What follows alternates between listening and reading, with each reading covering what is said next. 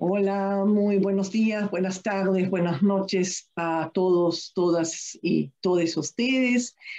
Les doy la muy bienvenida al sexto encuentro del ciclo de conferencias, Violencias, Desigualdades y Resistencias en América Latina, organizado por mi cátedra y Alcosur desde la Universidad Friedrich Schiller de Jena.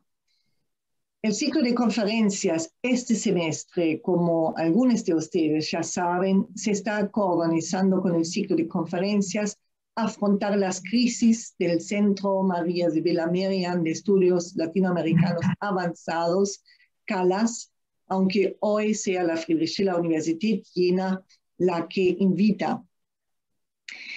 Y como el ciclo de conferencias, Violencias, Desigualdades y Resistencias en América Latina se organiza sin comentarista, después de la charla de nuestro querido invitado de hoy, pasaremos directamente a las preguntas del público y al diálogo que propongo se haga directamente, no a través del chat, sino que ustedes, los y las que quieran directamente se dirijan a Sergio. Pero bueno, también por supuesto habrá la posibilidad de preguntar por chat si para alguien es por ahí problemático conectarse, digamos, con sonido.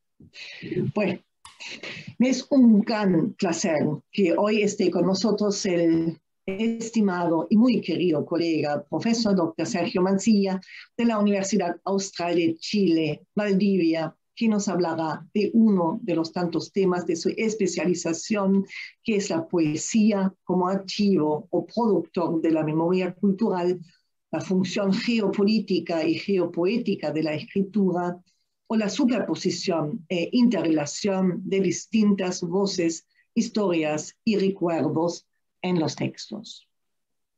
Sergio Mancilla es uno de los miembros pilares del Thematisches Netzwerk o red temática formada entre colegas y universidades chilenes, argentinas y alemanes. Con las y los desde 2015 trabajamos en un proyecto interdisciplinario e universitario financiado por el DAAD y dedicado al tema cambio transnacional, desigualdad social, intercambio intercultural y manifestaciones estéticas, el ejemplo de Patagonia. Aunque muchas personas de las presentes conozcan muy bien a Sergio, permítanme una breve presentación, sobre todo para los y las que eventualmente nos acompañen desde los canales YouTube de Alcosur y de CALAS. Sergio Mancilla Torres, aparte de pertenecer a nuestra red, es profesor titular de literatura de la Universidad Austral de Chile, con especialización en poesía chilena y latinoamericana, pero también en teoría literaria, teoría del discurso y literatura española del siglo de oro. Además de muy reconocido académico, es a la vez escritor y famoso poeta chileno con una vasta obra literaria que abarca por lo menos 10 poemarios, de los que nombro solo 4 de los más recientes. Kerkún, de 2019, Ventanas empañadas, de 2018, Changuitad, de 2016 y Cauquil, de 2005. Ya estos títulos citados son altamente significativos no solo para la poesía de Mancilla y su concepción o visión de la relación sujeto y mundo, sino también para su enfoque teórico que desarrolla para leer y analizar la poesía de sus colegas poetas. Pues hay que saber que todos estos títulos se centran en características locales de su lugar de origen. Kerkún es un término usado por los navegantes chilotes, es decir, de la isla de Chiloé, y significa resguardarse del mal tiempo en un lugar protegido y esperar que amaine la tormenta para entonces continuar el viaje. Changuitad se refiere a la localidad rural en la isla de Quinchao, contigua a la isla de Chiloé, donde Mansilla pasó su infancia y adolescencia. Cauquil, a su vez, significa la fosforescencia de color verde azulado intenso que se produce al caminar sobre la playa Barossa durante las noches estrelladas, producida por anélidos, en alemán Ringelwürmer, pero que en las creencias populares de Chiloé se atribuye a causas mágicas. Ya en los títulos de estos poemarios, entonces, se nota el peso que Sergio Mansilla le da al lugar de la producción literaria, lugar de enunciación y a la vez lugar enunciado que, según el poeta crítico y teórico Sergio Mansilla, explícita o implícitamente se inscribe en la poesía. Así, no asombra que también muchos textos de su inmensa bibliografía crítica, que comprende 4 libros monográficos, por lo menos 20 capítulos de libros y 50 artículos en revistas especializadas, de alguna manera siempre vuelven al tema del lugar, y en especial al lugar en y de la producción literaria de los y las poetas del territorio subpatagónico de Chile.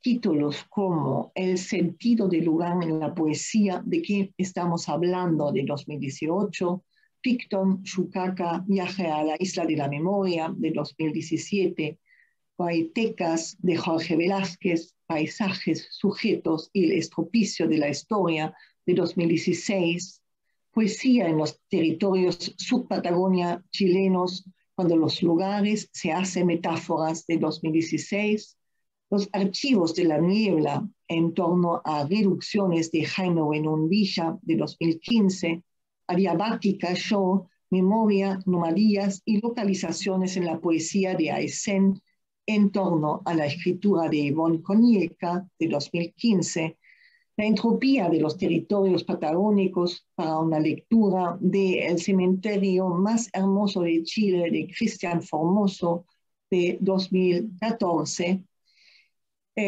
Paisaje y memoria en la Patagonia Austral, sensibilidades poéticas en disputa, de 2013, Lugares que hacen palabras, de 2012, Los territorios abandonados, una reflexión sobre las identidades fantasmas a propósito del despoblamiento de algunas islas del archipiélago de Quinchao, de 2009, y muchos más que no estoy mencionando, siempre vuelven al lugar y sus memorias, y lo declinan o conjugan, según los casos, tejiendo tiempos y modalidades individuales y contextuales específicos. Como lo dice Mansilla en su último libro publicado en 2020 y que lleva el título altamente significativo Sentido del lugar, ensayos sobre poesía chilena de los territorios subpatagónicos, los lugares hablan, crean metáforas que de alguna forma entran y persisten en los textos y los marcan intrínsecamente, ya que habitar un lugar, según Mansilla, es habitar siempre por lo menos 2 lugares a la vez: el del espacio material inscrito en una geografía concreta y dentro de límites más o menos definidos, y el lugar imaginario de la mente, un campo, como dice Mansilla, vasto de ideas, sentimientos, recuerdos, afectos, imágenes que nos llevan, nos traen, nos instalan en aquellos lugares en los que estamos viviendo y o en los que hemos vivido. De esta manera, sin embargo, no solo habitamos lugares, sino que también el lugar nos habita, está en nosotros, se ancla en nosotros y nos forma, procurando que los mundos externos e internos se hagan permeables o casi intercambiables, y que también el tiempo se materialice al inscribirse en la memoria del lugar, que nos persigue consciente o inconscientemente, vayamos donde vayamos, aun si la relación con el hogar no es precisamente grata, como dice Mansilla.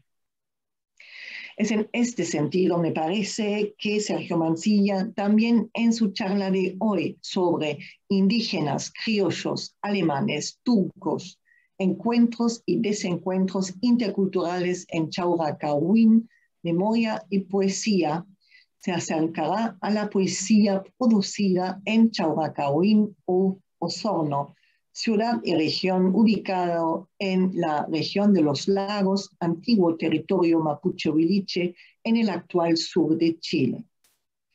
Por su violenta historia colonial y poscolonial de invasiones blancas, tanto extranjeras como nacionales, Chauracahuín es una región especialmente intercultural y mestiza, donde memorias y voces de víctimas y victimarios, mapuche-huiliche, alemanes, criollas y turcas se entrelazan en un gran palimpsesto o tejido polifónico que finalmente construye una identidad necesariamente plural y abierta.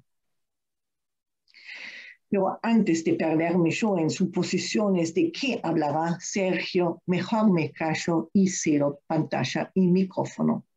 Muchísimas gracias desde ya, querido Sergio, por tu generosa presencia y con mucho gusto te paso ahora la palabra. Adelante, por favor. Muchas gracias, Claudia.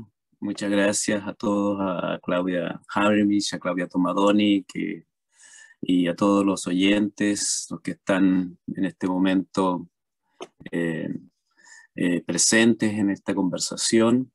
Yo le voy a pedir a Claudia Tomadoni, si puede, que algunas imágenes pueda transferir. Yo lo podía hacer, pero tuve un problema técnico desde aquí, así que no lo puedo hacer desde el punto de ubicación de donde yo estoy en este momento.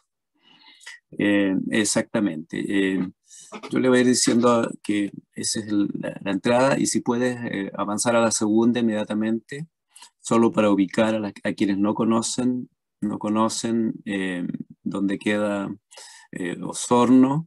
Osorno está en el sur de Chile, y a la izquierda de la pantalla hay un mapa un poquito más grande, y luego a la derecha otro un poco más corto. Osorno es una ciudad mediterránea, como pueden darse cuenta ustedes.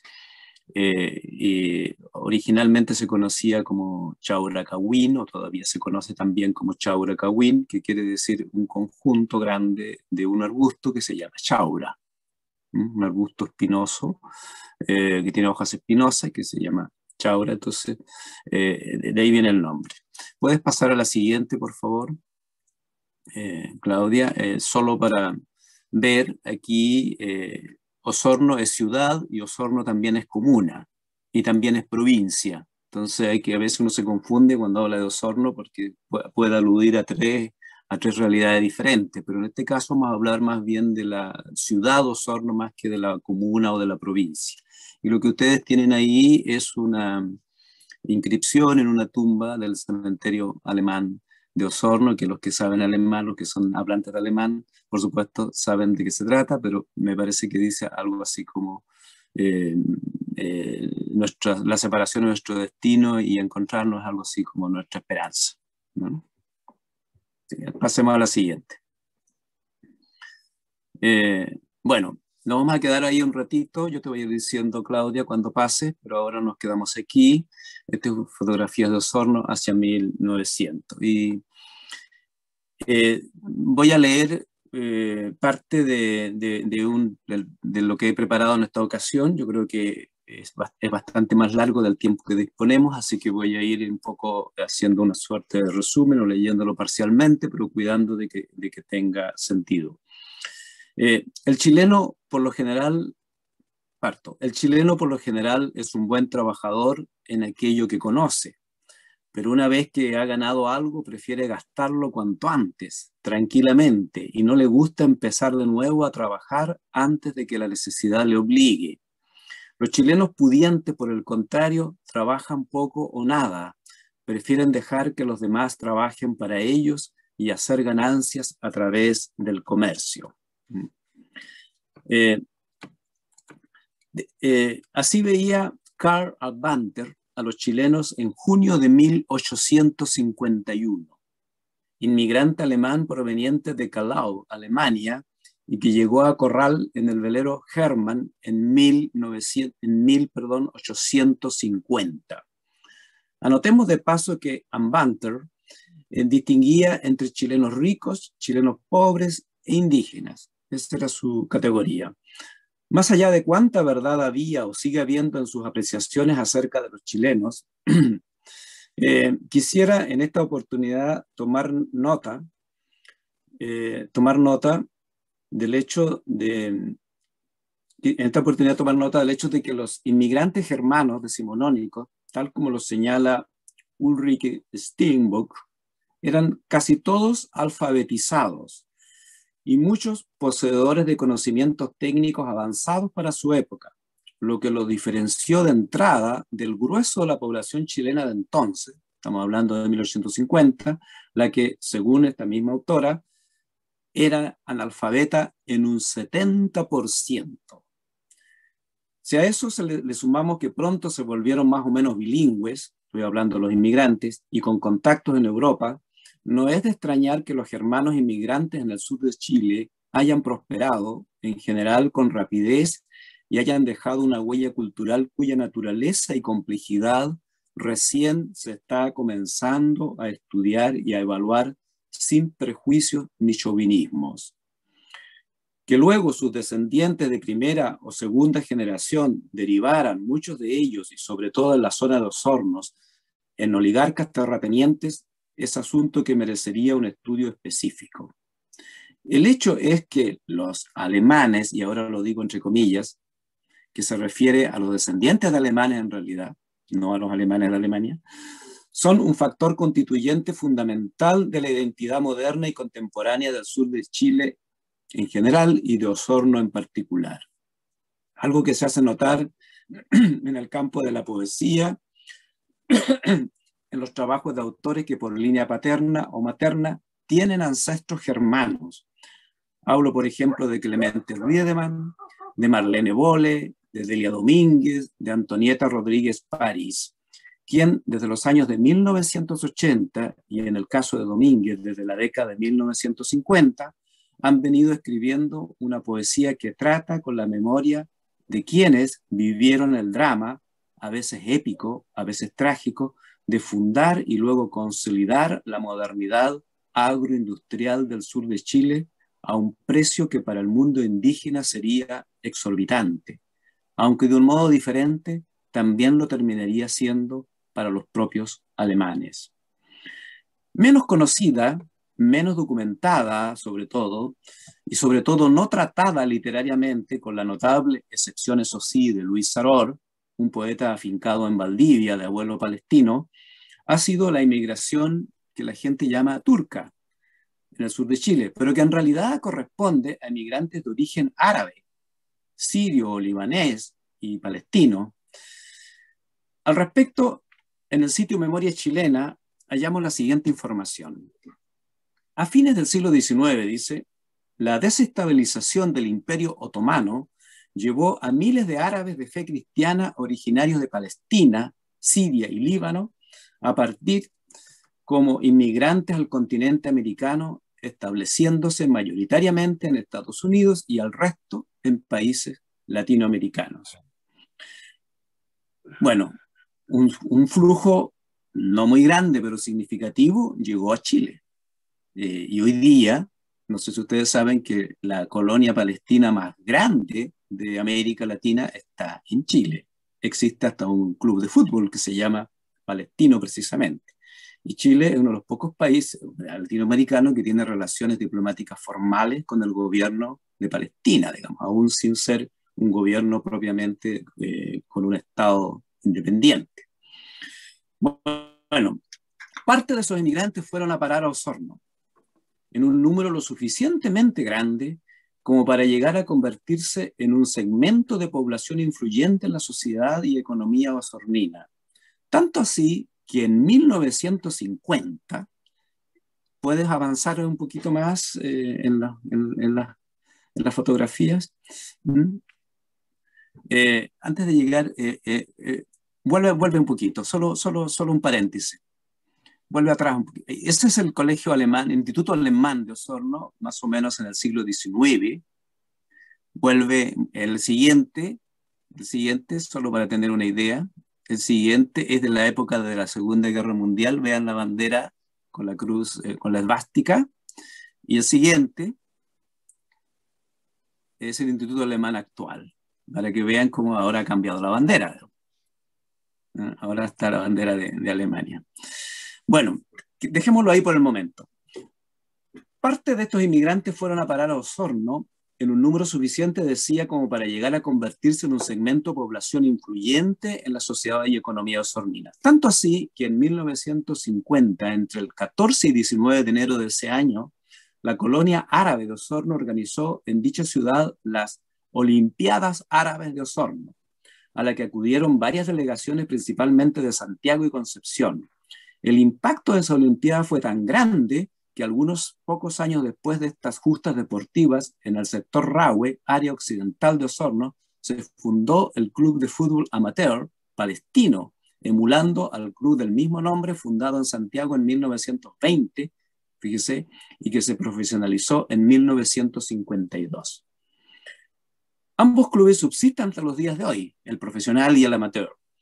Contamos, por fortuna, con un registro histórico audiovisual de este evento, fíjense que existe, lo pueden encontrar ustedes en YouTube, realizado por Armando Sandoval, que disponía entonces, en 1950, de equipos fílmicos en Río Bueno.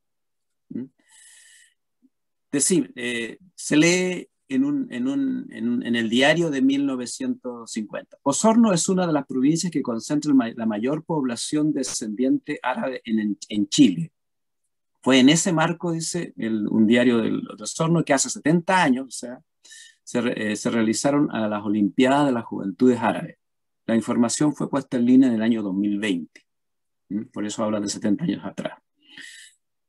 Significativamente, en el documental se deja constancia de que la ceremonia de inauguración estuvo presidida por Gabriel Kawak, máximo dirigente del comité organizador, Cipriano Uribe, alcalde subrogante, y Alberto Fuchslocher, nombres que aluden a los tres grupos etnoculturales dirigentes de entonces: chileno-árabe, chileno-hispano, chileno-alemán. Los grandes ausentes son, obviamente, los indígenas. Pero en los últimos 70 años las cosas han ido cambiando. Primero porque, dado los procesos de globalización de los que Chile no es ajeno, la inmigración se ha ido volviendo más diversa, sobre todo en los últimos 20 años por la llegada de sudamericanos de Perú, Ecuador, Colombia, Venezuela y también caribeños de Haití principalmente.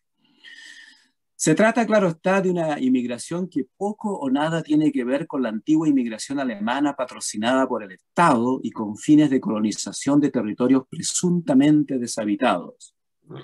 El segundo gran cambio es la presencia visible, gravitante de la comunidad mapuche-huilliche, que ha conseguido posicionarse como una poderosa voz a la hora de comprender lo que históricamente hemos sido y somos como sociedad chilena, con su doloroso pasado colonial, con desigualdades estructurales aún no superadas, atestiguando la necesidad de reformular radicalmente el relato de la identidad cultural del territorio de Chauracahuín. Lo tercero remite a un creciente proceso de heterogenización e internacionalización cultural, en parte suscitado por la variopinta inmigración de los últimos años, en parte por los naturales efectos de la globalización de los mercados y las comunicaciones. La zona de Osorno es actualmente la productora de leche y carne bovina con una fuerte vocación exportadora, heredada seguramente de los tiempos en que los alemanes, o los descendientes más bien de primera generación, segunda, exportaban productos agrícolas a Alemania, a la Alemania anterior a la Primera Guerra Mundial. Como sea, la diversidad de costumbres, de comidas, de colores de piel, de fenotipos humanos, es una realidad a la que los chilenos actuales se han ido lentamente acostumbrando. Hoy ya no es posible sostener que el progreso depende solamente de lo industriosos que pudieran ser unos inmigrantes blancos, rubios la mayoría, nativos de la, comillas, civilizada Europa, de sonoro y a menudo impronunciables apellidos germanos, como las élites dominantes republicanas lo creían a pie juntillas en el siglo XIX. Si bien esa matriz de sensibilidad racista no ha desaparecido, no hay duda de que hoy el paisaje de la identidad cultural está mucho más disputado en la escena pública de las políticas y de las políticas discursivas. En esto, esa constelación textual llamada poesía ha tenido un lento pero persistente impacto en el modo de percibir y reconfigurar la heterogeneidad identitaria en constante complejización en los territorios del sur chileno, entre los cuales Osorno es un caso que podríamos decir paradigmático. Mi propósito, sin embargo, en esta ocasión no es hablar sobre migraciones, tema en el cual por lo demás carezco de competencia. Mi invitación es que entre todos descorramos un poco el velo del Chauracahuín contemporáneo, a partir de los aportes de la memoria histórica y cultural que la escritura literaria, en particular la poesía y el ensayo, escritos por los propios poetas, dicho sea de paso, han venido instalando en la escena identitaria contemporánea de Osorno, del campo y la ciudad.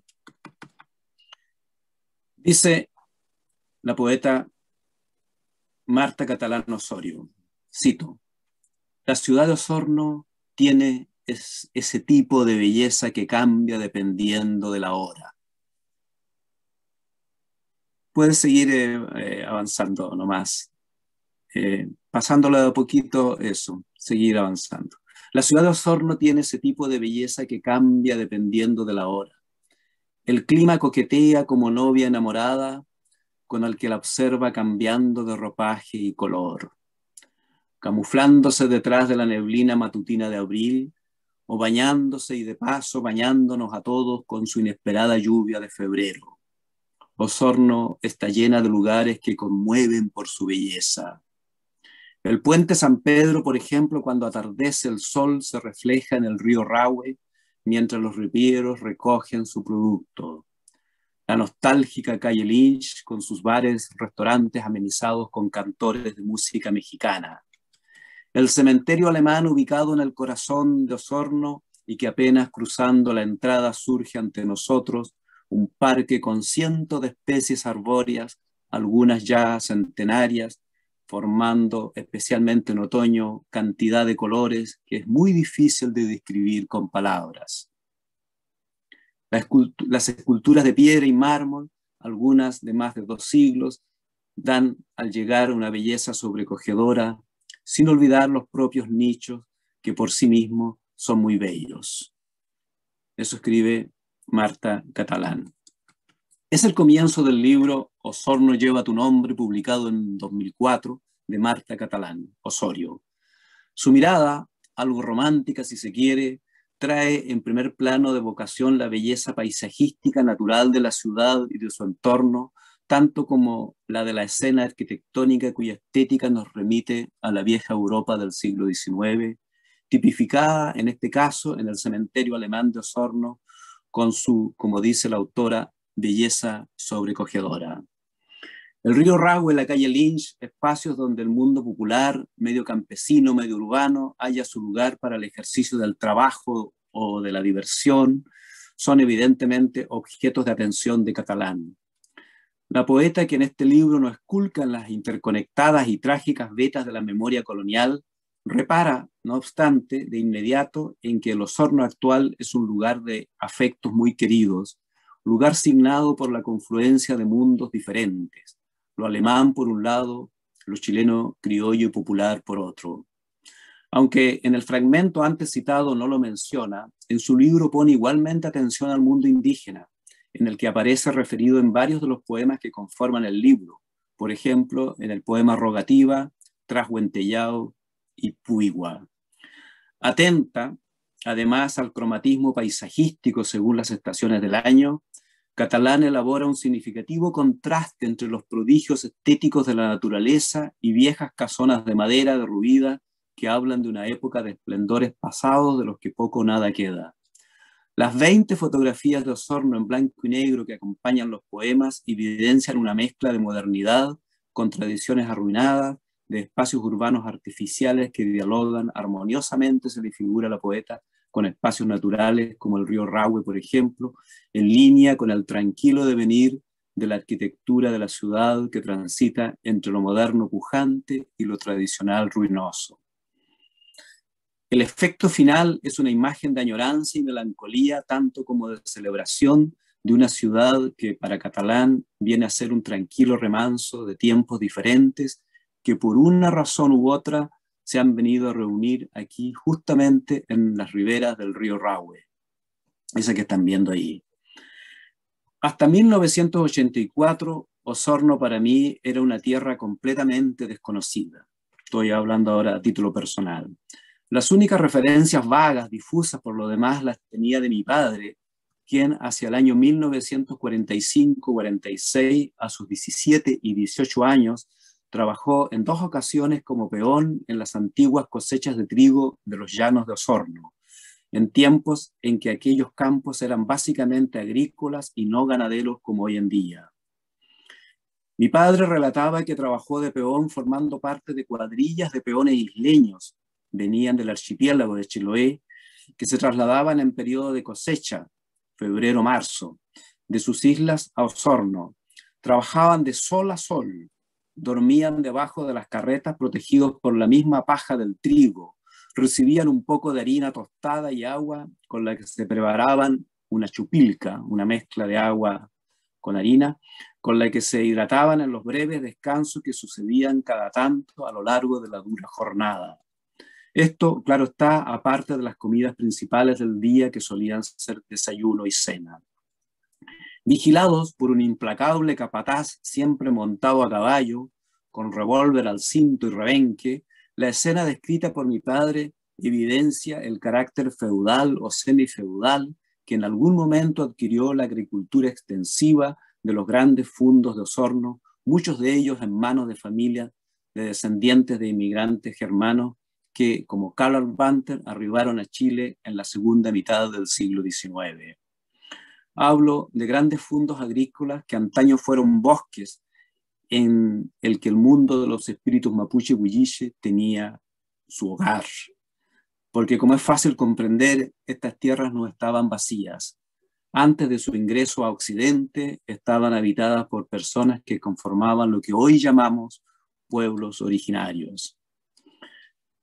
En 1984 llegué yo, Sergio Mancilla, como migrante a Osorno, emulando sin saberlo a mis coterráneos chilotes que en 1795 y 96 Ambrosio Higgins, padre de Bernardo, el fundador de Chile, colectó, dice él, esa es la palabra que usó, colectó en Chiloé para poblar Osorno por segunda vez tras su abandono y destrucción por alzamientos indígenas en 1602.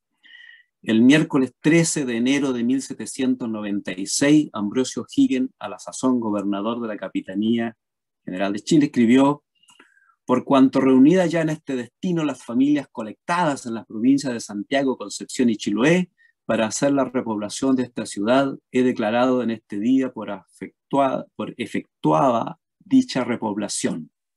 Y los sujetos presentes y que vienen marchando desde Valdivia a este destino por sus pobladores, y que como tales se les debe guardar las prerrogativas, excepciones y privilegios que su majestad le dispensa, etc. Una cita larga que esto es la...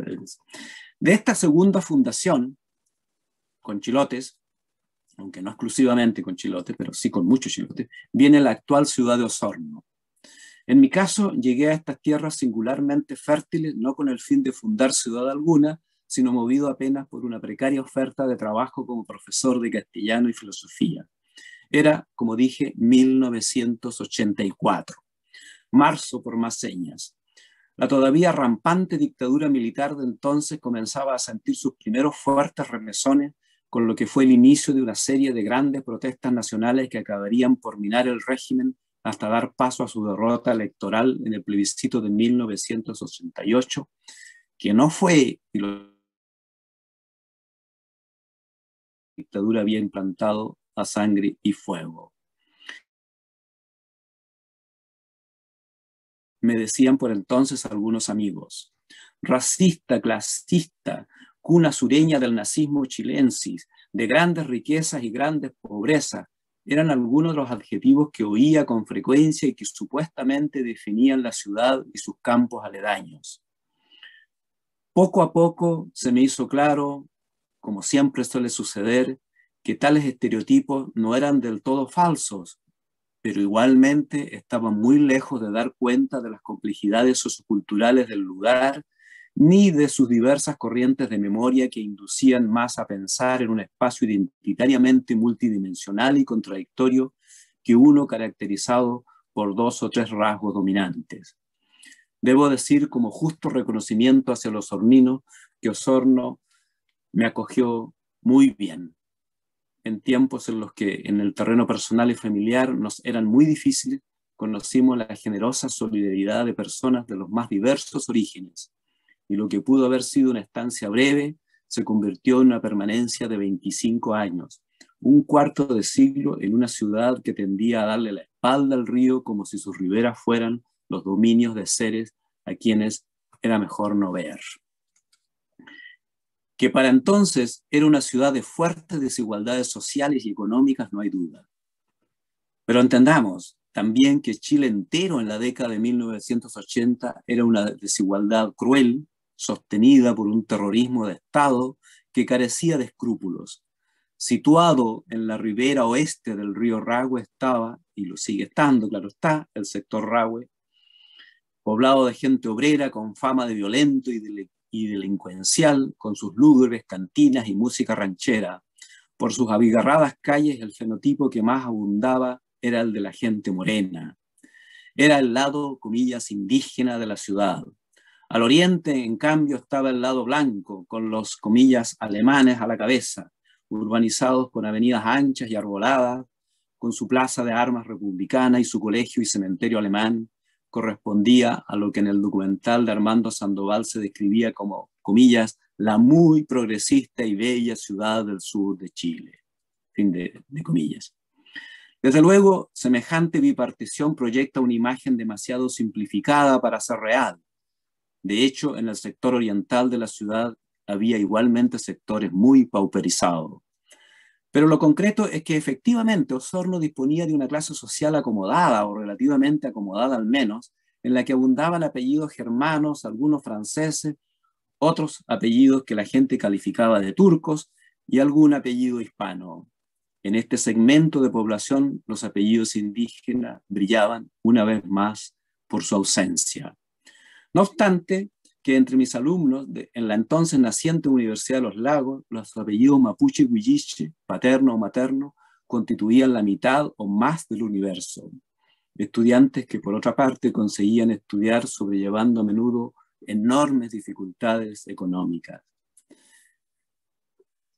Dice Bernardo Colipán: el mes de marzo de 1958, la ciudad de Osorno celebraba los 400 años de conquista española. Para la sociedad osornina, el cuarto centenario tomó un carácter de singular importancia. Llegaba el momento de mostrar al mundo la entrada de la modernidad, la superación de la barbarie y la llegada de la civilización. Se pasaba del estado agroalfarero a la matriz productiva agroganadera. La euforia era incontenible. Por primera vez la ciudad se despojaba de su condición de comarca y mostraba un desarrollo en obras públicas como el puente San Pedro, la ruta al mar, el desempeño del campo osornino, la eficiencia productiva y la empresa agroganadera gozando de buena salud. La celebración del cuarto centenario marca, dice, la ibres del punto cero, pues en ese evento se redactó el guión que dio forma al sujeto osornino contemporáneo. La ciudad a la que los vientos de la vida me llevaron en 1984 era pues esta misma urbe que había asumido una especie de nueva refundación a partir de la celebración de su cuarto centenario. Este nuevo guión de modernidad traerá cambios sin duda, y no todos serán necesariamente buenos si se los mira desde la óptica de la vieja oligarquía terrateniente de raíces germanas. Sucede que la matriz productiva agrícola, con su aura de racionalidad germanófila, se venía lentamente eclipsando desde fines de la Segunda Guerra Mundial. Pareciera que la derrota del eje terminó siendo igualmente la derrota de lo que había sido desde 1890 a 900 aproximadamente la incontrarrestable hegemonía alemana en Osorno. Es probable que su apoyo público al hitlerismo le haya pasado también la cuenta, si bien las públicas simpatías por Hitler, cuando las hubo, eran más una simpatía por una especie de alemanidad idealizada de parte de la comunidad de descendientes de alemanes que una real afiliación al nazismo militante estilo, comillas, tropas de asalto. Delia Domínguez Moore, nacida en 1931 en el seno de una familia de terratenientes, en su temprano libro Simbólico Retorno de 1954, retrata una atmósfera social y familiar que en otra parte he descrito como la sombría germanidad del sur de Chile. Domínguez intuye que sus mayores, sus abuelos, son incapaces de estar a la altura de los tiempos de Konrad Adenauer y que se han quedado en esa germanidad en los tiempos de Otto von Bismarck o a lo más en la del Kaiser Guillermo II. Lo que se lee entre líneas en el libro de Domínguez es que la clase social a la que ella misma pertenece, aunque de un modo bastante fronterizo, hay que decirlo, ha labrado su propio derrumbe por su conservadurismo a ultranza. Si al agotamiento de la matriz agroalfarera, según expresión de Colipán, y a la decadencia de la cultura de la tierra de aura protestante, le sumamos la reforma agraria emprendida por el gobierno de Salvador Allende, en realidad emprendida antes, pero ejecutada con más fuerza en el tiempo de Salvador Allende en 1971-73, y más tarde durante el gobierno dictatorial de Pinochet, la apertura irrestricta de la economía chilena a los mercados globales, tendremos mínimamente dibujados los factores que precipitaron el significativo retroceso de ese modo de vida, alguna vez modélico, fundado centralmente en la agricultura extensiva, con un sistema de inclinaje y con peones temporales que recuerda difusamente el viejo sistema de encomiendas del periodo colonial español.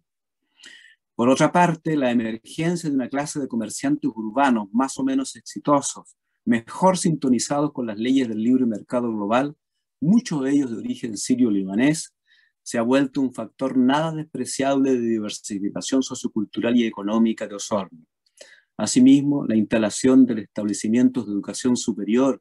En 1964 se instala la sede de la Universidad de Chile, antecesora de la actual Universidad de los Lagos, y en la década de 1990 se suman instituciones privadas, ha contribuido a una efectiva diversificación social y cultural, poniendo una gruesa cuña en la rueda del modo agrario de organizar la sociedad osornina.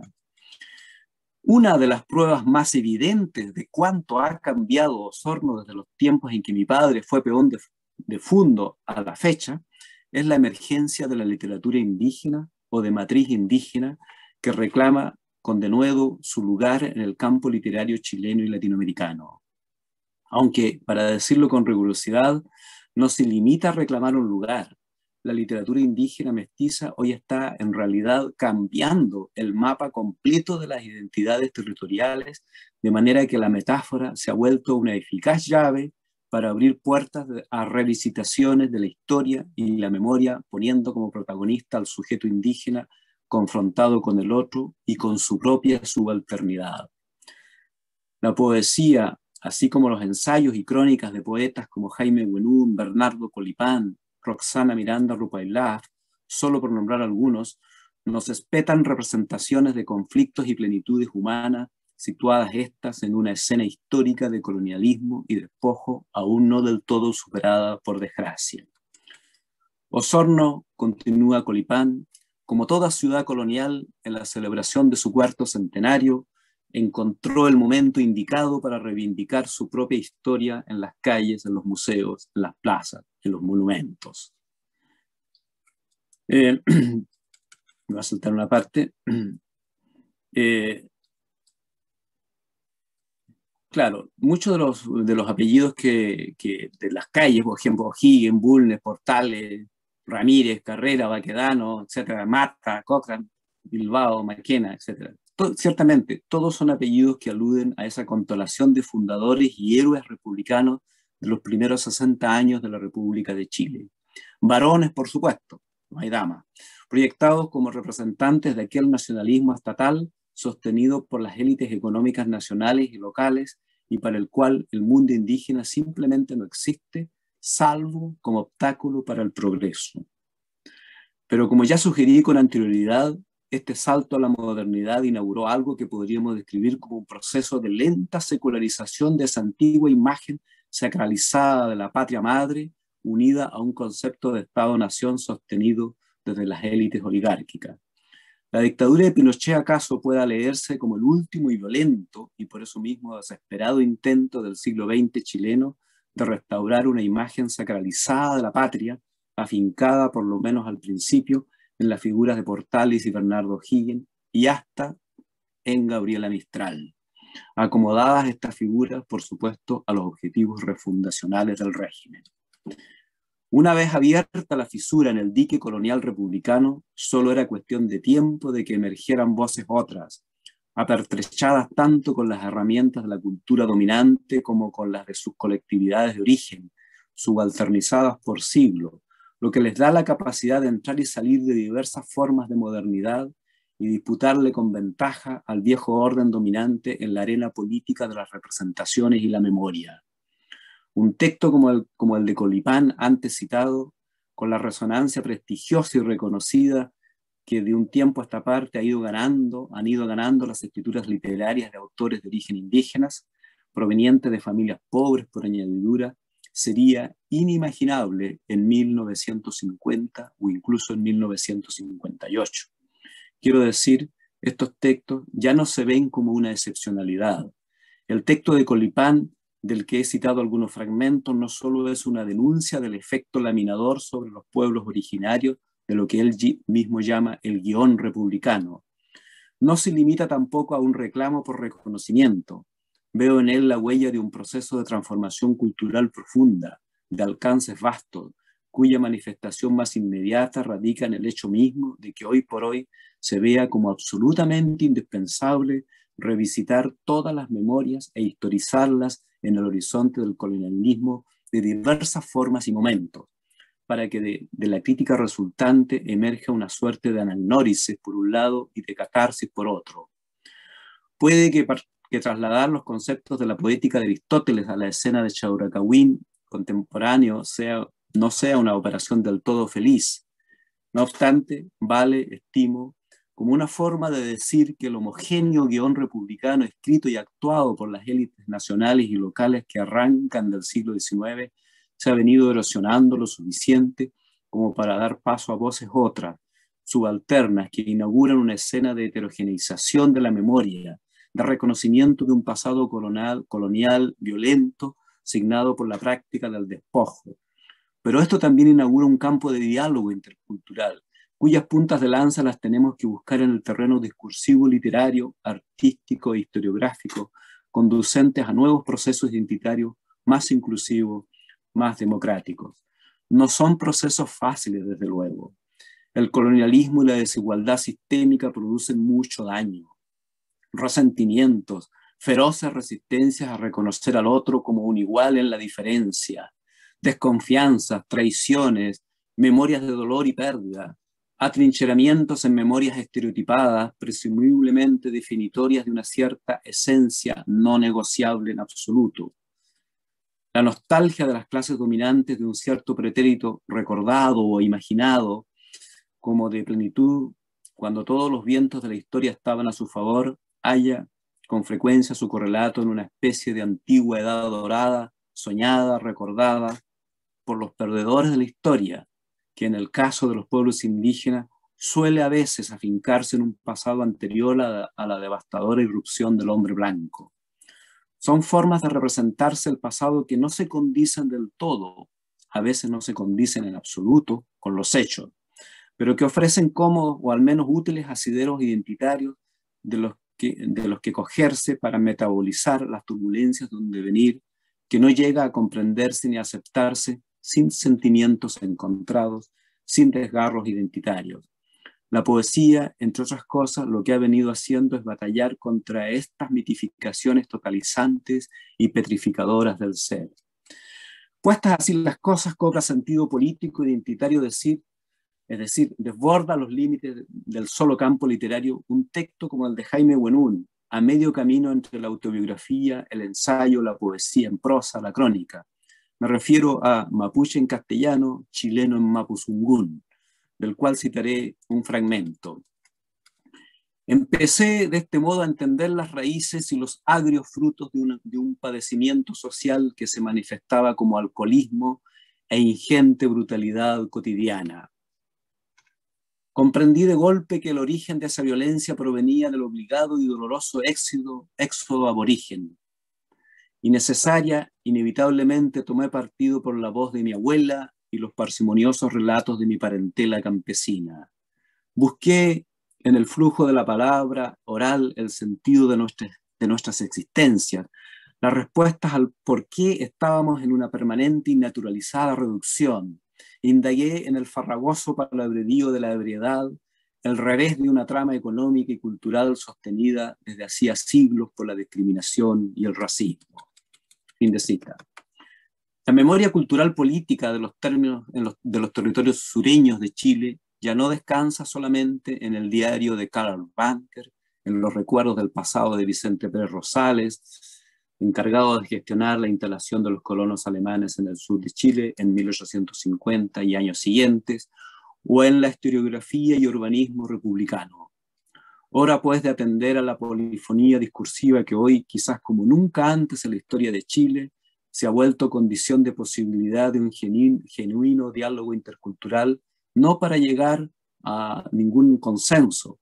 Los consensos, ya lo sabemos, suelen ocultar bajo la alfombra los necesarios y saludables disensos, sino para que los desgarros y dolores de la memoria estén ahí, delante de los ojos, expuestos, coexistiendo desde la diferencia, disponibles para lenguajear entrecruzadamente los lugares, aun si en ellos afloran heridas que muchos quisieran simplemente ignorar. Convivir en paz no es un asunto que se resuelva con estar simplemente de acuerdo. Es, por encima de todo, un asunto de respeto y reconocimiento del otro y de disposición a comprender las diferencias y antagonismos que son, al final de cuentas, parte sustancial de la belleza de la humanidad. Creo que la literatura en los territorios del sur ha venido haciendo un trabajo de cuidada orfebrería en lo que concierne a descubrir y transitar con el desinterés utilitario y las energías simbólicas propias de la poesía por los meandros de la identidad contemporánea en un territorio como el de Chauracahuín, cuya identidad, para bien o para mal, le debe mucho a siglos de colonialismo.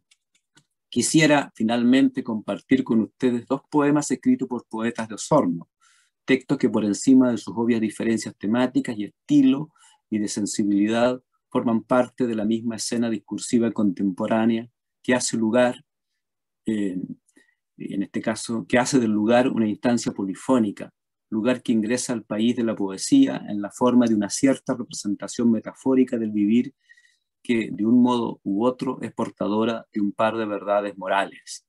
La primera, que las ciudades surgidas de procesos coloniales y de ocupación violenta son signos que requieren ser leídos, comprendidos, poniendo en primer plano aquellos significados que evocan esa parte del vivir borrado, obliterado por el discurso de las élites dominantes.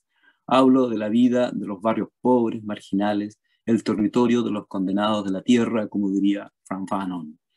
Una segunda verdad, que dado que esto es así, habrá entonces que refundar radicalmente las ciudades, los lugares, las identidades, haciendo ahora justicia a los ancestros, historizando las relaciones entre quienes, por coacción forzada o voluntad propia, han hecho posible a lo largo del tiempo la construcción de una república que requiere, a lo menos, ser reconfigurada. Le hablo al río y al silencio. Es un poema de Juan Carlos Carvalho, precisamente. A los bosques que se reflejan en el alma, a tus ojos que lloran por la brisa sin verme, Cuando a lo lejos sé que tu corazón responde lo que nunca te digo, lo que mis labios siempre callan, se detendrá la luna con su reflejo en el corazón del río. Y pasará un hombre remando con la sombra de mi padre. Él sonreirá como si hablara con mi rostro. Pasarán por mí todos los años desde que supe de su muerte. Pero no tendré pena. Los padres y las madres duermen con la luna en el río. Ellos nunca se van. Y solo el río sabe y habla. Y también nos responde cuando nosotros nos dormimos pensando, ¿qué será de nuestros padres soñando con las estrellas? El silencio también responde lo que sabe el río. Es un texto de Juan Carlos Carvalho. El siguiente es de Roxana Miranda. Avanza, por favor, Claudia, esa. Dice Roxana Miranda Rupailaf: voy a incendiar esta ciudad. Voy a incendiar esta ciudad, sus casas. Voy a quemarte lentamente los cabellos para que no olvides mi herida, el puñal con el que tantas veces trataste de matarme. Voy a quemarte el rostro, los rostros en los cuales te miraste el deseo. Arderán como muñecas plásticas las palabras con las que nunca pudiste acariciarme. Voy a incendiar esta ciudad, tus pasos. Todo árbol pronto será llama. Yo misma me quemaré las manos y los ojos, el vestido a pedazos se caerá, mi cuerpo oscuro, y no me dolerá, no voy a quejarme, porque tu ciudad, porque la ciudad arderá conmigo. Muchas gracias por la atención. Y podemos conversar, no sé, si que nos queda tiempo.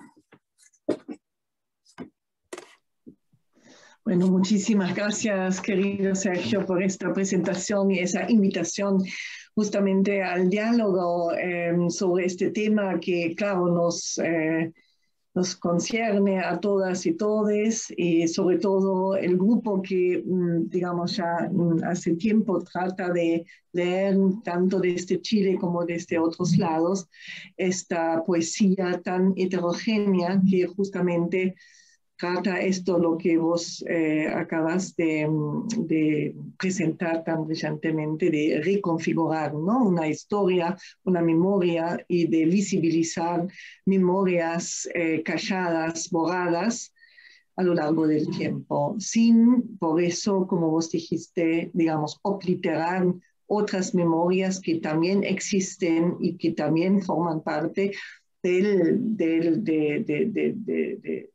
la memoria cultural de Chile, de Osorno específicamente, del sur de Chile específicamente. Bueno, muchísimas gracias, Sergio, y invito a todas y todes a la discusión, a las preguntas, a los comentarios.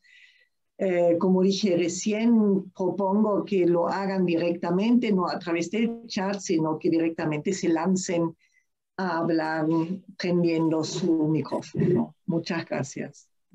Yo tengo una pregunta. Hola. Fabiola. Hola, sí, muchas gracias por la presentación, Sergio. Sí, muchas gracias. Bueno, tengo una pregunta que es tal vez un poco general y tiene que ver con el género de la poesía. Por ejemplo, esta transformación del paisaje, estos grupos humanos, estos desplazamientos, este constante movimiento que transforma el sur de Chile, ¿cierto? Que acoge diferentes voces, como tú bien has dicho, vinculados a estos grupos migratorios, parece que tiene rasgos bien particulares en la poesía. A mí me llama la atención, por ejemplo, que nosotros hemos estado viendo textos que son de diferentes, que pertenecen a diferentes géneros, ¿no? A la narrativa, a la poesía, en su mayoría, referidos en este caso a la inmigración alemana. Y parece que hay un ejercicio que es diferente en la poesía, ¿no? Por ejemplo, en la narrativa está el caso de Luis Durán, de Fernando Santibán, por ejemplo, que trabajan temas vinculados a inmigraciones y a desplazamientos en el sur. O bueno, también hay otro escritor que es Carlos Fuenzalida, por ejemplo, que no es muy conocido, vinculados a la narrativa, ¿verdad? Y parece que ellos, está la tendencia, no en todos, pero a reafirmar el mito, por ejemplo, de la inmigración, del progreso, Y esto parece que explota, si toma un rasgo completamente distinto en la poesía. Y podemos inferir ciertas ideas sobre por qué eso ocurre, ¿no? Que se vincula con el momento, en el momento histórico, o con, no sé, me gustaría saber tu percepción sobre eso. ¿Qué rasgo tiene la poesía que parece que profundiza más en eso y se atreve a instalar un posicionamiento diferente, más osado, por decirlo de alguna forma? Gracias. Mira, no sé, podría especular yo, pero primero, primero debo decir que mi conocimiento sobre narrativa es escaso, así que escaso, y si en algunos casos soy un ignorante completo, digamos, en lo que concierne a mucha la narrativa chilena de los años, digamos, 1930, 1960, por decir algo, un periodo. Pero yendo ya al asunto de la poesía, eh, bueno, Chile tiene una tradición de poesía muy internacional desde 1915-20, digamos. Ingresa a las vanguardias, y la poesía chilena es una poesía muy en sintonía con los lenguajes que estaban ocurriendo en París, en Berlín, también en el mundo anglosajón. Entonces, no, es curioso eso, porque siendo un país un poco isla, Chile, en muchos sentidos, en la poesía no lo ha sido, históricamente no lo ha sido a lo largo del siglo XX. Y figuras de renombre como Vicente Huidobro, por mencionar uno nomás, claro, trajeron un estilo, un modo de comprender y vivir la poesía muy internacional, realmente muy internacional. Eh, yo creo que en el caso de los autores del sur de Chile, y en particular de los poetas indígenas, ellos han entendido desde el primer momento el peso, la relevancia de la internacionalidad de la poesía. ¿Mm? Y le han sumado a eso sus memorias locales.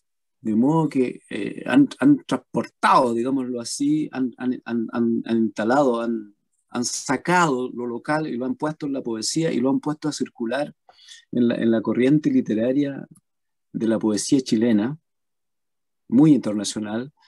Y eso se muestra en cosas tan obvias como que uno de los poetas indígenas uno de los poetas chilenos hoy día vivos, más internacionalmente conocido, reconocido, es Ilicura Echeverría, por ejemplo, ¿no? Y que vive además en un lugar rural, digamos, cerca de Temuco, ¿no? No vive tampoco en la ciudad, no está en la capital. La poesía indígena también ha desplazado los centros de importancia de la producción poética chilena. Ya no son la capital necesariamente, no son las grandes ciudades de este rato solamente. Si bien ese proceso no viene solo con los indígenas, porque viene ya de los años 60 con la presencia con la llegada de las universidades en Valdivia y Osorno, también Puerto Montt, que dieron un gran impacto a la formación de personas avanzadas en el campo de la literatura. Pero lo otro es que se ha entendido desde el primer momento que la poesía desborda lo estético, no queda restringido, digamos, a ese espacio de los que solo escriben y leen poesía, sino que se entiende que tiene un peso en la constitución.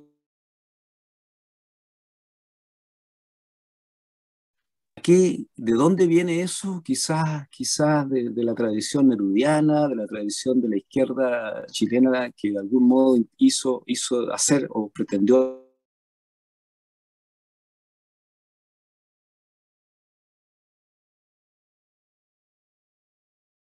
ver con esa clase de conexiones que son de tipo sociohistóricas, pero es muy factible que haya eso. Y la poesía indígena se ha concebido más allá de las diferencias entre los autores, como una especie de neoépica, como yo lo he dicho en otro lado, de neoépica. Y en esa neoépica entra de todo. Entra el texto en prosa, entra la memoria, entra la historia de familia, entra la poesía en el formato más canónico del término, entra aspectos vanguardistas, digamos, con textos multimodales, todo, todo, todo, todo, todo. ¿Mm? Leonel Galás, por ejemplo, además de ser poeta, canta rock y mezcla, hace presentaciones con música. Entonces, se dan cuenta que hay podríamos decir así, el convencimiento de que la poesía es un medio a través del cual se está construyendo un modo distinto de ser, un modo distinto de comprender, un modo diferente de construir sensibilidades. ¿Mm? Me parece que es la respuesta que yo te podría dar en este momento.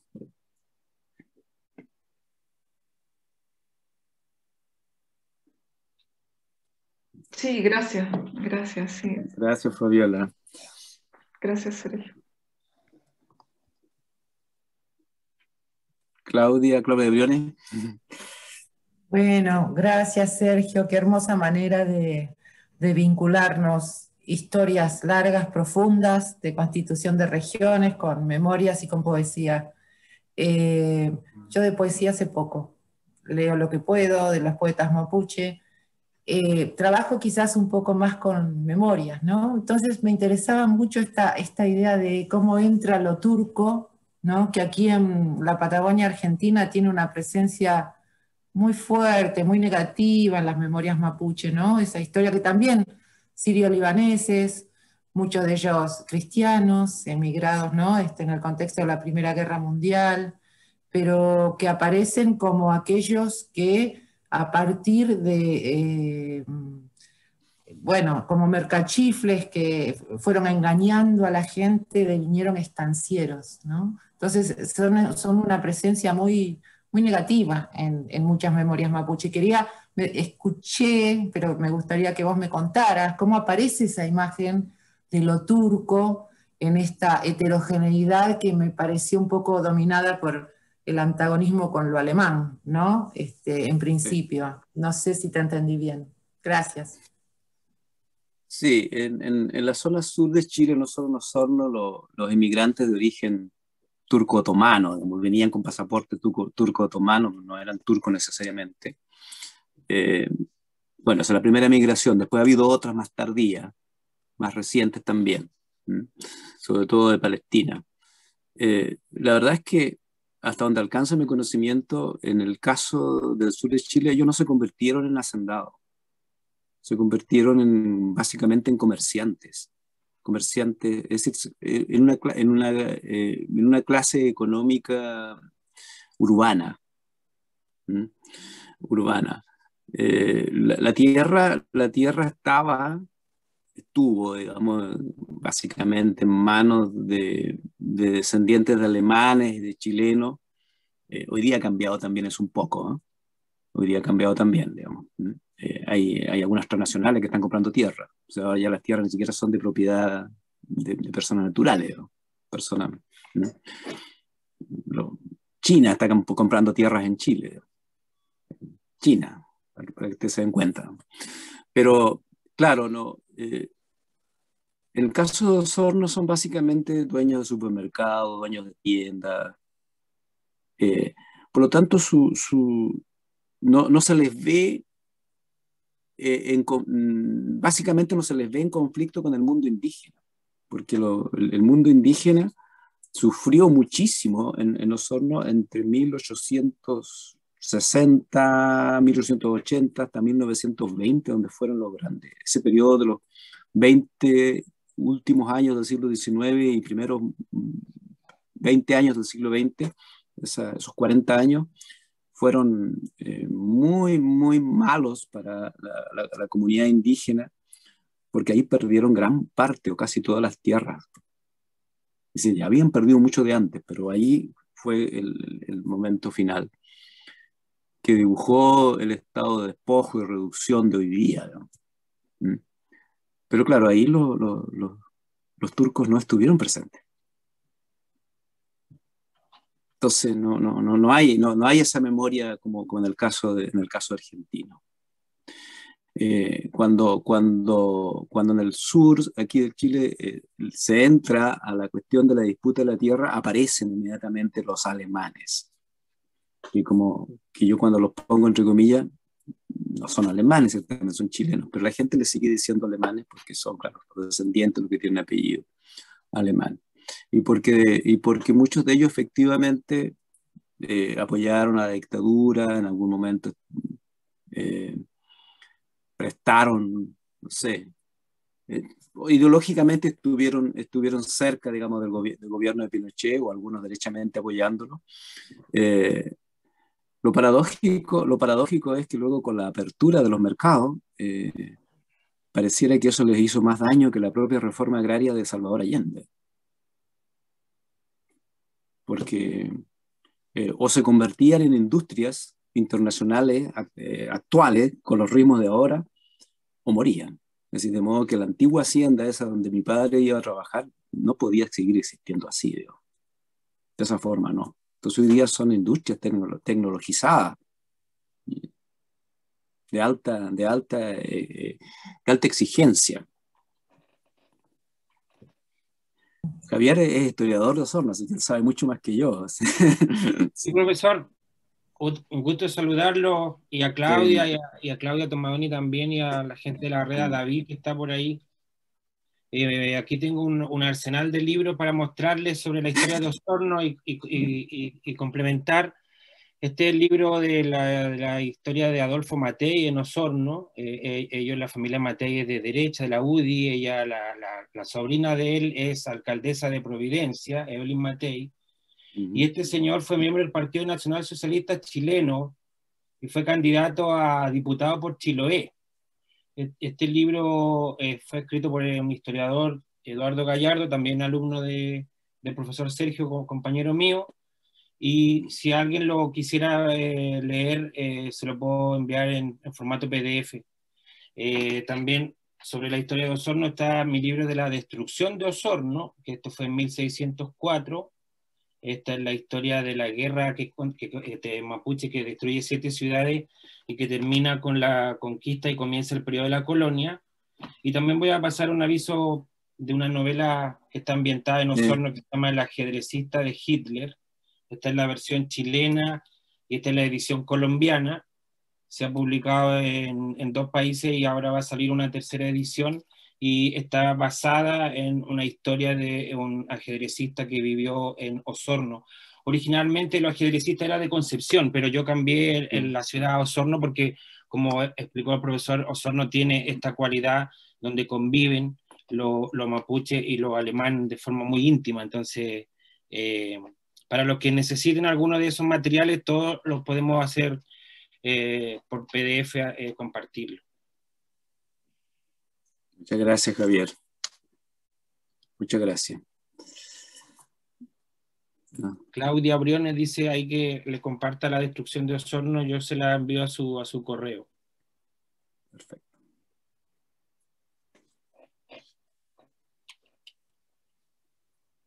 No sé qué más. O sea, Chile está cambiando, evidentemente. O sea, yo creo que más allá de todas las dificultades que tenemos, todas las crisis económicas que seguramente van a venir, pero o ya están llegando, desde el punto de vista de la recomposición de la memoria, Chile está viviendo un proceso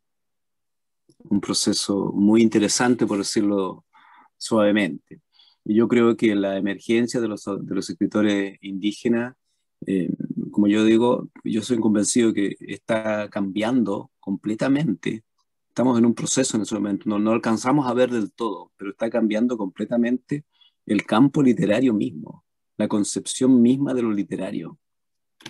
Es decir, esta idea de que la literatura es un asunto de los intelectuales tipo, no sé, Sociedad de Escritores de Chile, digamos, afincada en Santiago de Chile exclusivamente, y que viene un poco de las sociedades literarias del siglo XIX, una herencia de eso, de alguna manera, y que correspondía a estas élites pensantes que estaban más o menos cercanas a los gobiernos o que pretendían dar ciertas pautas acerca de cómo construir la república en ese momento. Pensemos en Victorino Lastarria, en su discurso de 1842, por ejemplo. Bueno, todo eso está convirtiéndose en historia, absolutamente en historia. Eh, y creo también que un poco el trabajo crítico que se ha estado haciendo por aquí va apuntando también en esa dirección, digamos. La idea es un poco también leer la literatura en función de sus raíces, sus vínculos, y sus vínculos con las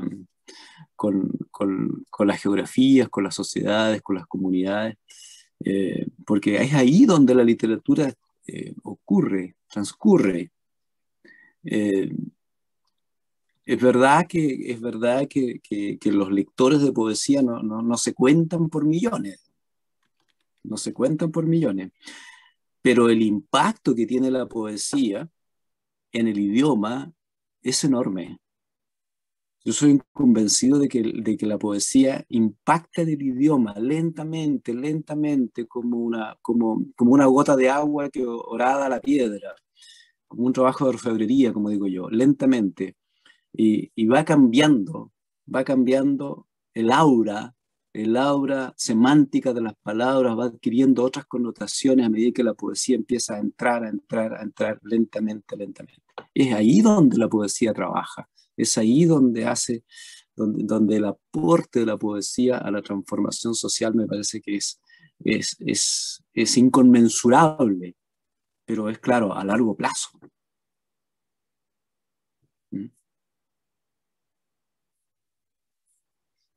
Sergio, yo quería retomar lo mismo que estabas diciendo.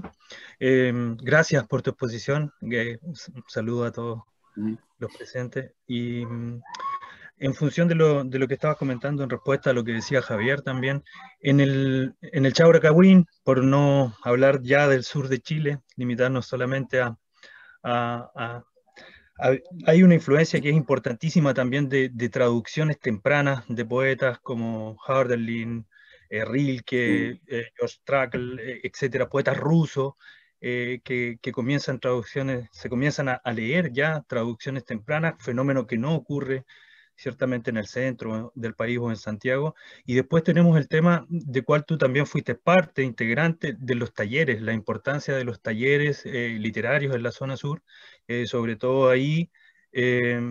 Yo creo que también tiene una influencia fundamental en cómo se trabaja con la poesía, en cómo se lee, en cómo se divulga, sobre todo, y fue un punto de resistencia importante en la dictadura también, sobre todo en los 70, en los 80.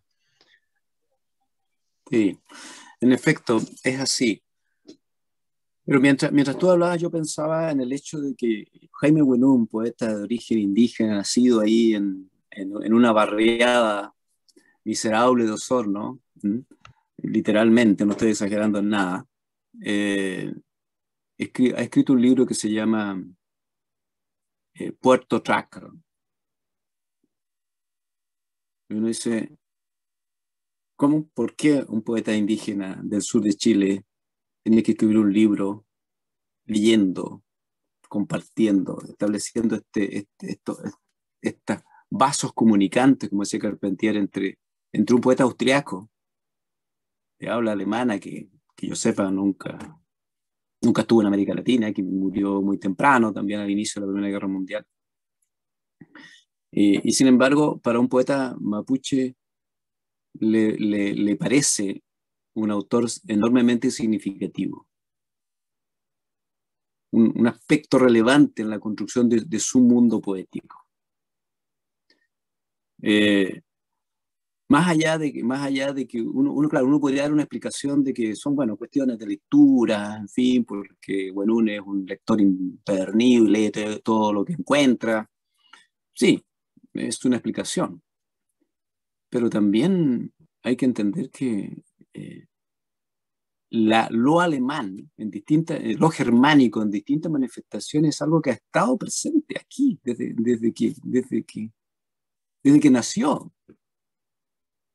¿Mm? Y yo digo, bueno, ¿por qué no? Digamos, ¿por qué no un poeta indígena no puede dialogar perfectamente con un poeta austriaco de lengua alemana? ¿Por qué no con un poeta español de aquellos que hoy día se podrían ver como los poetas del imperio español, pero finalmente son los poetas que consolidaron la lengua española con la cual los poetas indígenas finalmente hablan? Más allá de la reivindicación del mapuzungún o de que algunos escriban en mapuzungún también, digamos. Son, después de todo, hispanohablantes, digamos.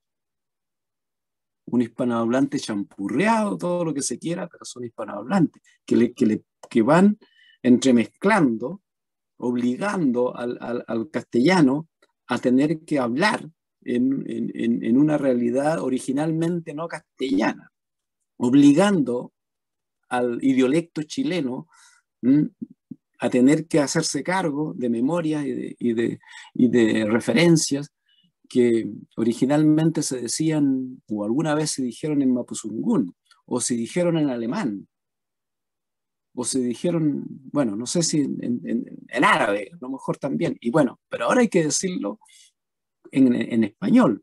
¿Pero qué español? El español que dé cuenta de esa polifonía.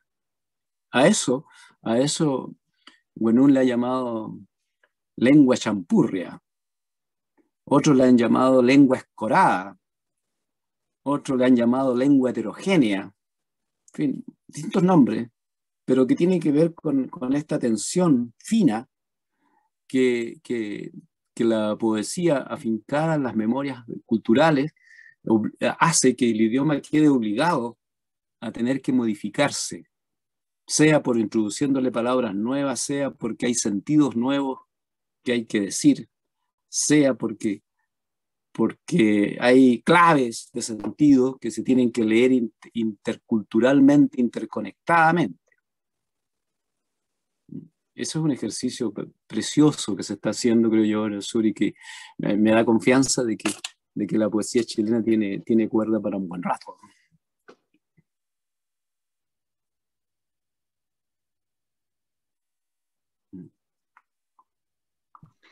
Sergio, me gustó muchísimo de lo que dijiste, pero una cosa que me llamó la atención es que, si entendí bien, dijiste que entonces la poesía actualmente está retomando una función social, es decir, a pesar de todo el esteticismo y a pesar de toda la intertextualidad presente justamente en la poesía del sur de Chile, la poesía entonces estaría a cargo de reescribir justamente esta historia nacional, esencializada, sacralizada, para justamente abrir o sacar del silencio tantas crueldades, violencias, silenciadas, por ejemplo, de un lado, o también narrar o poner en verso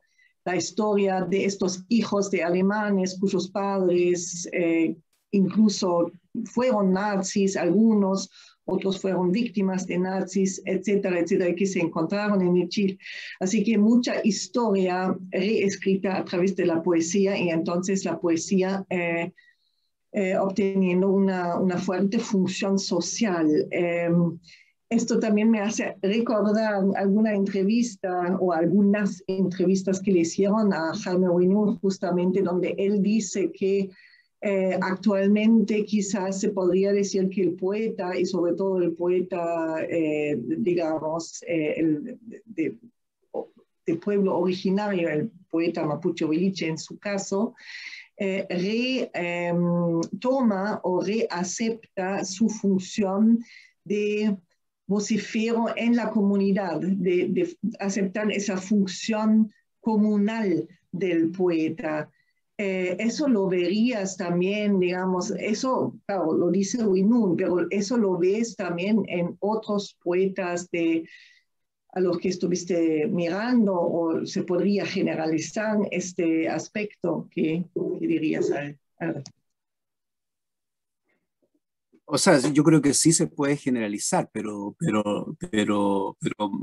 teniendo en cuenta de que no todos actúan de la misma manera. No hay énfasis, a veces hay énfasis muy diferentes.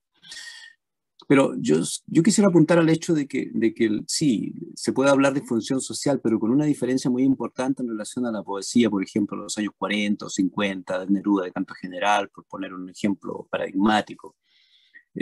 No se trata de una poesía, comillas, de función social por un asunto programático, por una cuestión doctrinaria, digamos, como en algún momento, mucho, sobre todo en América Latina, se insistió en que la literatura tenía que estar, no sé, al servicio de causas nobles, vamos a decirlo así, y se hablaba hasta los años 60, 70 muchísimo del compromiso del escritor y cosas de ese tipo. Ahora, no es honesta no es ese el lenguaje en el que está presente, pero sí la necesidad de hablar de lo propio, la necesidad de contar, de poner a mi genealogía, vamos a decirlo así, a mi genealogía familiar, comunitaria, ponerla en valor de testimonio literario, en valor de metáfora, en valor de historia. Porque ahora se entiende de que la memoria se ha ido democratizando, entonces todos tienen un valor.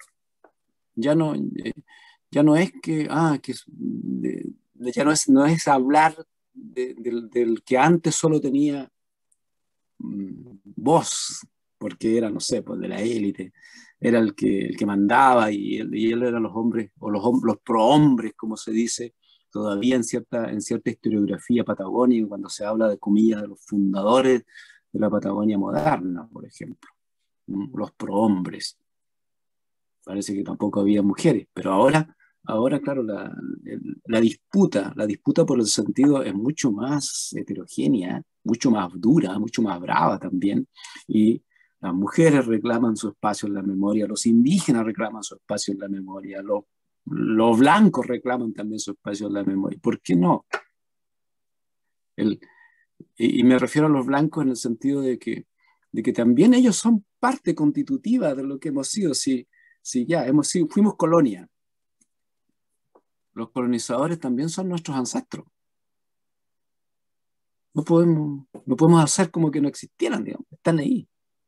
Son parte de nosotros. Por lo tanto, hay que entrar a hacer que en la arena, al menos en la arena de la memoria y las representaciones, estas voces estén ahí actuando. La literatura tiene la gracia de que funciona como una suerte de laboratorio lingüístico donde se van trabajando estas cosas a veces con más anticipación que lo que hacen los historiadores o los sociólogos. No digo no digo que sea algo superior a los otros, sino que simplemente trabajan en registros distintos. Pero esa diferencia también es importante. La literatura da espacio a que imaginariamente, por lo menos, las voces otras aparezcan hablando. Y sí, bueno, hay una novela de Graciela Guinao sobre un prostíbulo en Osorno con prostitutas indígenas, mujeres indígenas. Y claro, una historia que no estaba, y ella la toma, la lleva a una novela, y la novela dice, bueno, sí, claro. En el mundo prostibulario también ha habido mujeres indígenas, al servicio de los que podían pagar los servicios sexuales, que por supuesto no eran básicamente otros indígenas, que rara vez tenían dinero para esas cosas. Entonces, bueno, esas cosas hoy día, hoy día parecen como normales, como naturales. No es algo excepcional, y eso creo yo que es un logro de la literatura realmente.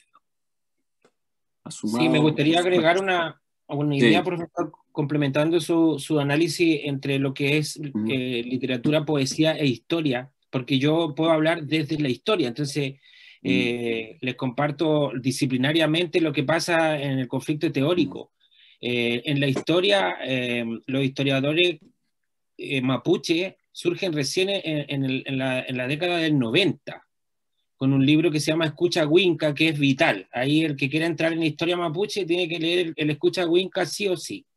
Y en la historia ocurre que por el método historiográfico científico, digamos, desde Heródoto, estas discusiones que plantea la literatura y la poesía se quedaron enclaustradas en las universidades. Entonces los historiadores son señores que trabajan en unos archivos encerrados en la academia, y nunca salieron al mundo a ver qué estaba pasando con el pueblo mapuche, que hacen lectura, que hacen poesía en las plazas, que llevan la poesía a las poblaciones, a las cárceles, y eso la historia nunca lo hizo. Entonces, por el método positivista que tiene la historia y la ideología que tienen los historiadores, la historia nunca se hizo cargo de lo que la poesía está diciendo en este momento.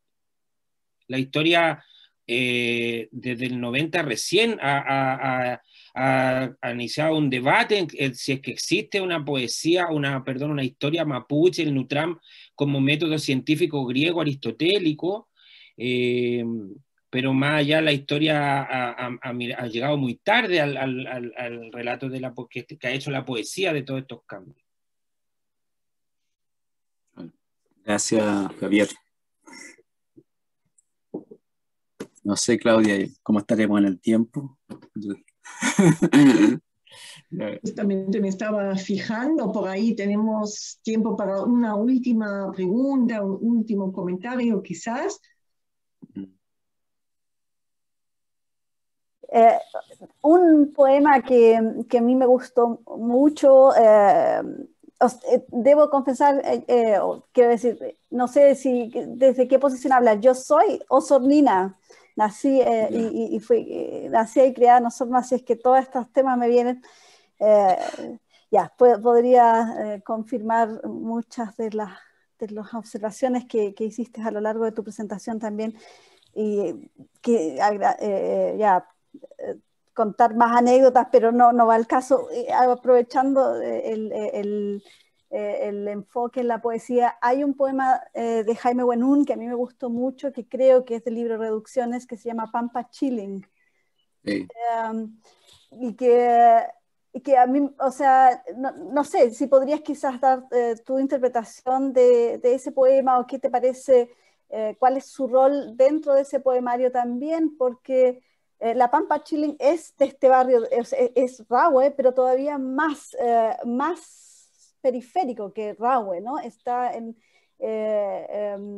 todavía, es la periferia de Rahue incluso, ¿no? Y era el sector en Osorno al que se le temía muchísimo, ¿no? Que se llamaba muy delictual, era la Pampa Chilling. Ahí sí que había que entrar por lo menos con un hermano hombre como mujer, ¿no? Y al mismo tiempo es el sector, en ese sector viven casi, o vivían en ese tiempo, casi solo personas mapuche. Por lo menos en el tiempo en el que yo estaba en la secundaria, y algunas de mis compañeras de la secundaria que después entraron a la Universidad de Osorno, se fueron a vivir a ese sector, incluso con esa fama que tenía la Pampa Chilling, ya de peligrosa, se fueron a vivir ahí también para estar cerca de su comunidad de alguna forma. O sea, esa fue una decisión tomada conscientemente. Bueno, la cosa es que cuando vi este poema en ese poemario me gustó un montón y no supe muy bien qué hacer con él, si tú podrías contar un poco más al respecto. Y un dato Bueno, no. solo para todas las y los oyentes, un ejemplo del rol que están tomando autores mapuches en la región. Aquí hay lo posteé lo puse en el chat, fue un programa, un proyecto que terminó hace poquito, iniciado, yo creo que entre otras por Roxana Miranda, de pequeños documentales sobre escritores mapuche de Chauracahuín, que, ¿no? O sea, que también fue premiado y todo, es un ejemplo de esta nueva apreciación, de este nuevo esfuerzo por multiplicar las voces. Muy bonito, además. Bueno, Ana, bueno, no te puedo responder en este momento algo muy específico del poema, porque tendría que tenerlo aquí al frente y no lo tengo. Pero claro, el asunto es que pues, Huenún en su libro Reducciones lo que hace es una vasta revisión de cómo y por qué el sujeto indígena es un sujeto reducido. ¿Reducido a qué?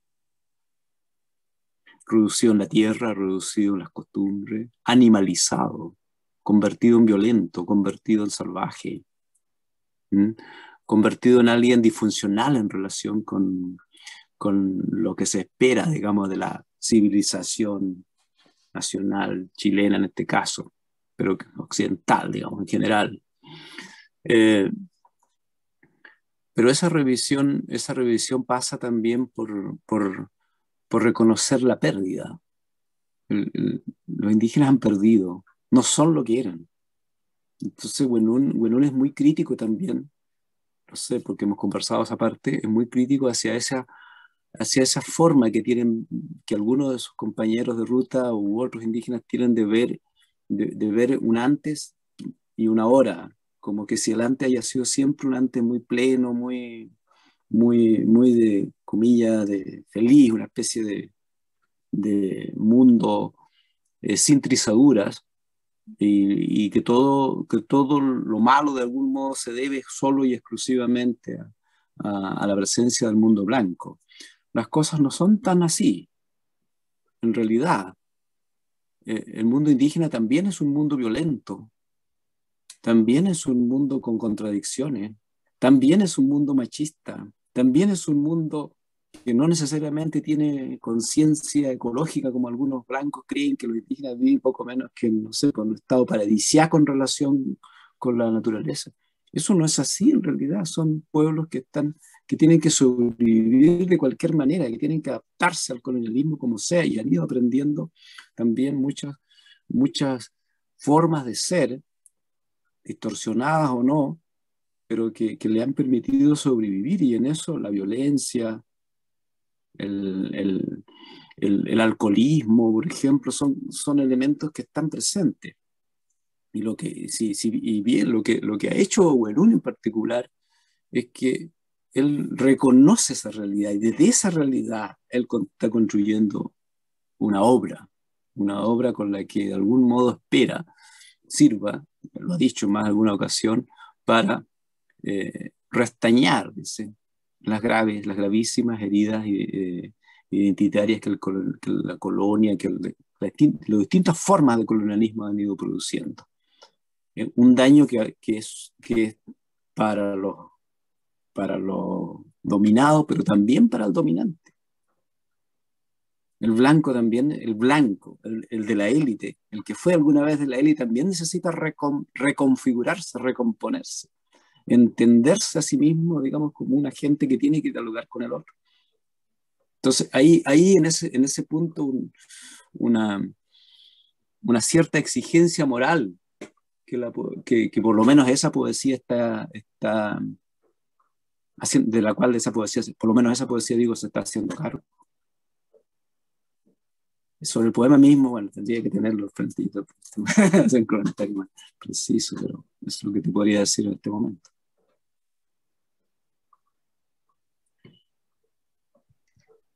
Ya dirás, Claudia. Había visto que David tenía una otra pregunta. Yo propongo que David sea corta, un poquito corta, Sí. y que sea realmente la última, pero adelante, por favor.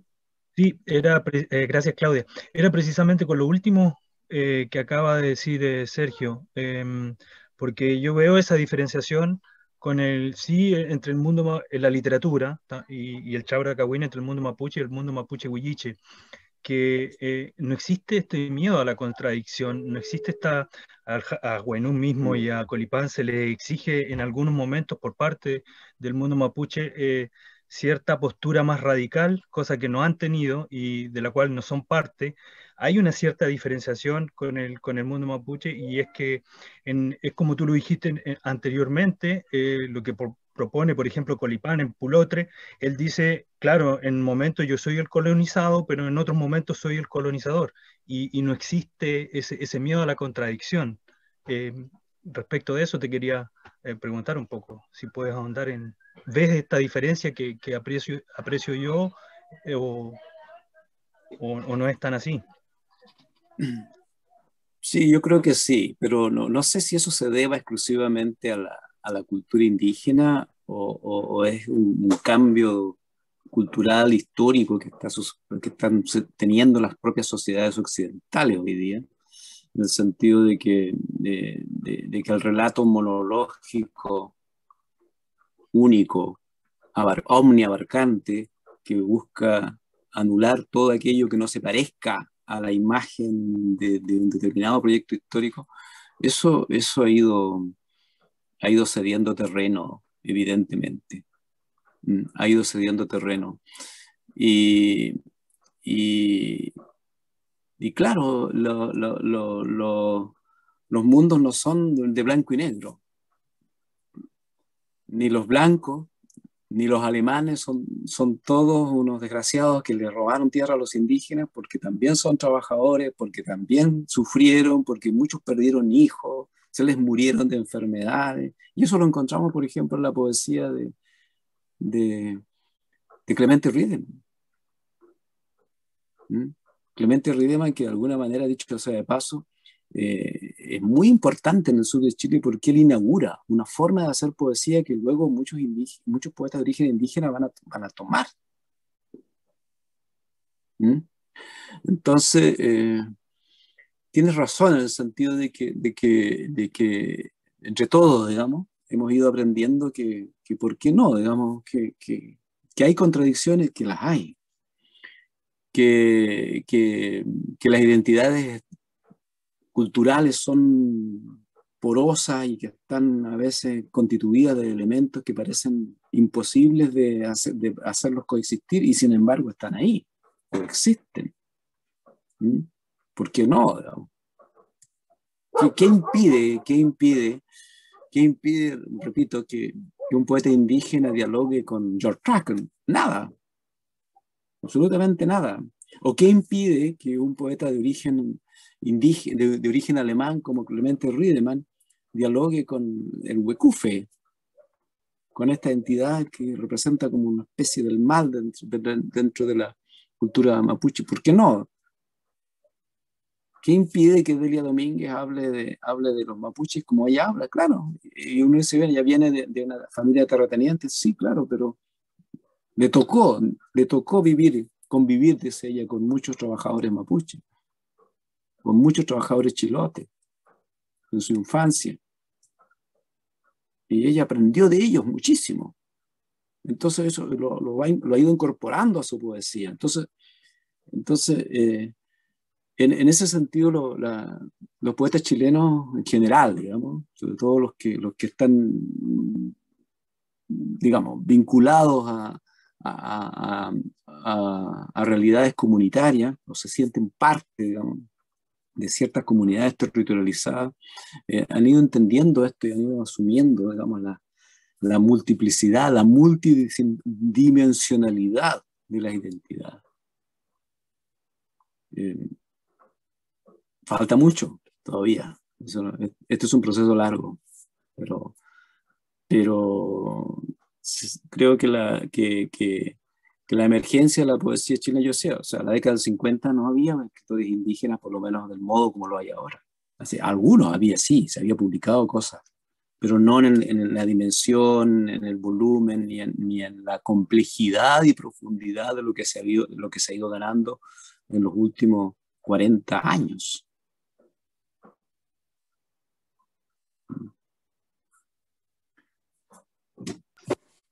Bueno, ahora sí pienso que debemos estar llegando al final, Sergio, y todas y todos, muchísimas gracias por las preguntas, sobre todo, por supuesto, por la charla de Sergio, que, bueno, quizás, si se me permite un intento de un brevísimo resumen, se podría decir que, digamos, de tanta violencia, de tanta hibridación, de tantas heridas que marcaron sobre todo el sur de Chile, entonces ahora están naciendo, digamos, algo muy, muy provechoso, que digamos la multidimensionalidad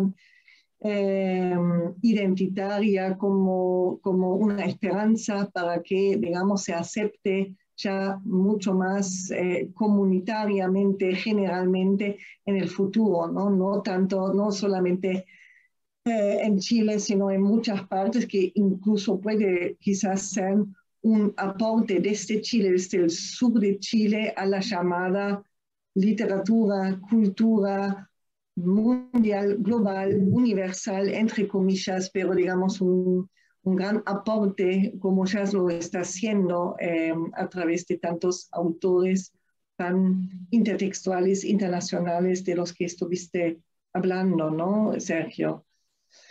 Bueno, habría que discutir, decir seguramente miles de cosas más. Es un tema muy, muy grande y bueno, no vamos a poder seguir discutiéndolo esta noche, pero espero que en muchas noches, oportunidades a seguir, que, bueno, tanto dentro de este semestre, en otras charlas durante las próximas semanas, pero sino también en otras ocasiones que nos van a seguir reuniendo, espero, muchas veces virtualmente, pero también físicamente, espero, de vuelta una vez en Jena, en Alemania, Sergio. Bueno, muchas gracias a todas y todes, especialmente a Sergio, y hasta la próxima entonces. Adiós. Chao. Muchas gracias. Chao. Chao.